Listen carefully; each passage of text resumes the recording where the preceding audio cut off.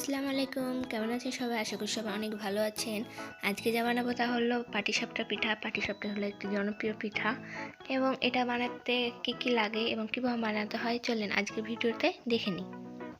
তো আমি একটি প্যান বসিয়ে দিয়েছি এবং একটি বড় নারকেলকে আমি কুড়ে নিয়েছি। এবার নারকেল কুড়াটা দিয়ে দিব। তার সাথে আমাদের যেহেতু বাড়িতে একটু মালাই ছিল, নারকেলের মালাই, ওটাও দিয়ে দিলাম। এরপর আমি একে একে 2টি তেজপাতা, দারুচিনি, লবঙ্গ, এলাচ দিয়ে দিলাম।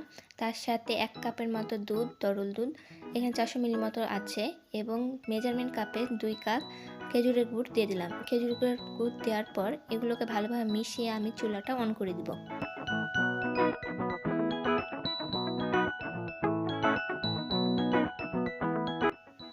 দেখতেই পাচ্ছেন গুড়টা গলে গেছে এবং আমি ভালোভাবে এটাকে নাড়াচাড়া করতেই থাকবো এবং এটি এক পর্যায়ে ঘন হয়ে যাবে। ঘন হয়ে এটি লাল হয়ে যাবে আরও। তবে নাড়াচাড়াটা এটা বন্ধ করা যাবে না, নাড়াচাড়া করতেই থাকবে, না হলে প্যানের তলে লেগে যেতে পারে।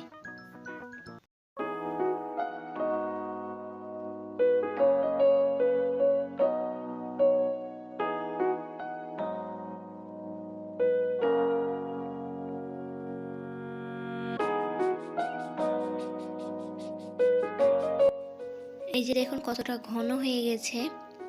এরকম অবস্থাতে আমি এটি নামিয়ে নেব।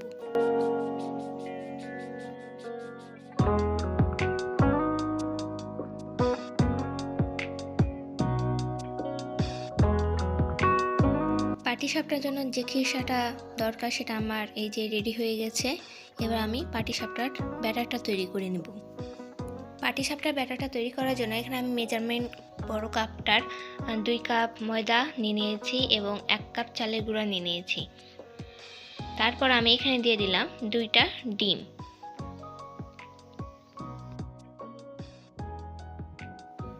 এরপর স্বাদ বাড়ানোর জন্য হাফ চামচের মতো লবণ দিয়ে দিলাম এবং মেজারমেন্ট কাপের 1 কাপ চিনি দিয়ে দিলাম।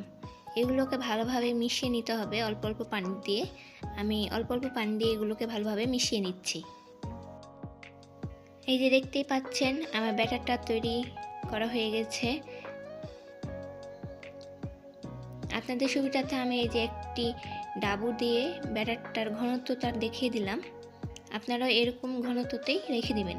এবার পাটিসাপটা তৈরি করার জন্য একটি আমি চুলাতে প্যান বসিয়ে দিয়েছি এবং প্যানে সামান্য পরিমাণ তেল ব্রাশ করে দিয়েছি এবং আগে থেকে যে ব্যাটারটি তৈরি করেছি সেই ব্যাটারটি প্যানে ঢেলে দিলাম এবং হাতলটা দিয়েই ভালোভাবে ব্যাটারটাকে ঘুরিয়ে দিলাম যাতে পাটিসাপটাটা গোল হয়।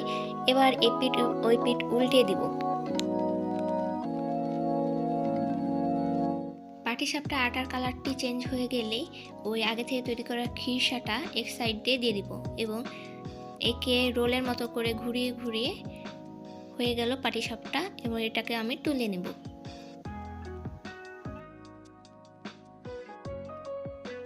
আপনাদের সুবিধার্থে আমি আরও একটি পাটিসাপটা তৈরি করে দেখাচ্ছি। একই প্রসেসে সব তৈরি করে নেব।